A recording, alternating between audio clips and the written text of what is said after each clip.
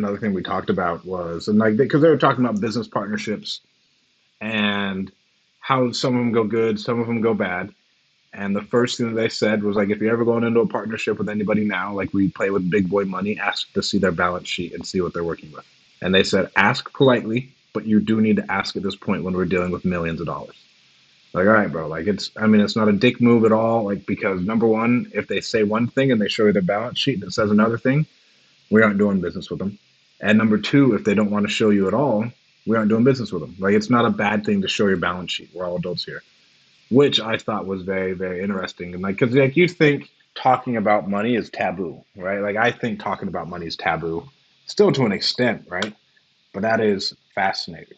And then we talked about more who, not how. And when I say who, not how, and this is coming from a room full of savages who are really, really good at business, and then having other speakers come in, it was some form of, yes, we're doing this, but I need to hire on someone else who's the who, not how can I do it. Because we can't scale if we only think how. I think about how I can get smarter and like lead better, but as far as like other things that are happening with the hustle that I have, that makes me my money. I just need to use that to hire on more who's to help supplement how things are going to get done.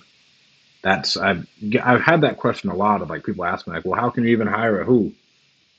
For most of you guys of what you're trying to focus on, a virtual assistant is a really, really easy way. And I mean, you guys know I own a virtual assistant company. If you guys really need help, reach out to us. But yeah, bro, the who, not the how. As simple as it sounds, if you break it down, it is the fastest way to grow anything. Next thing, getting high level people some type of an equity split in whatever they're doing. And it may just be a profit share, but it has to be something that incentivizes buy in for them because people at this level, they aren't just going to come and work for free and take a salary. Like they want upside. And they can build their wealth with you. And a lot of them were talking about like really with something that I'm doing.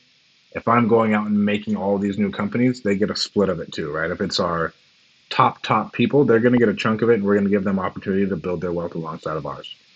Because it's really easy for us as entrepreneurs to get like entrepreneurship ADHD, right? I go from this, then I go to this, then I go to this, then I go to this.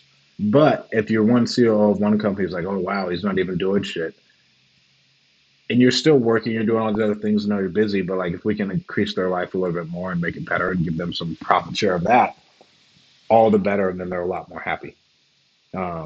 The next thing, a guy who came in and spoke, who sold his company for tens of millions, he did not exactly share what he sold it at. He told us the multiple. I think he sold it at like 6.7 EBITDA, 6.7 times EBITDA, and he sold it for tens of millions. And like they were doing a lot of. I know a while he hired a CO, he hired a controller at 10 million, and that was like 10 years ago. That gives you guys any type of context. He talked about incentivizing your people with all of like with some type of profit share or something else, because if you don't, it's not going to go anywhere. And then the next thing we talked about was like delayed gratification.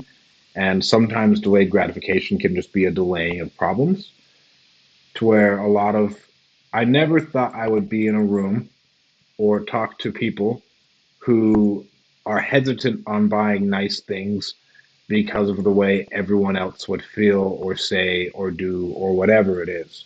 Luckily for me, I have amazing parents and amazing support system who would only hype me up if I go and be head ass and I have enough money to buy a Ferrari and I'm comfortable. My dad would be the first one to go hop in it with me.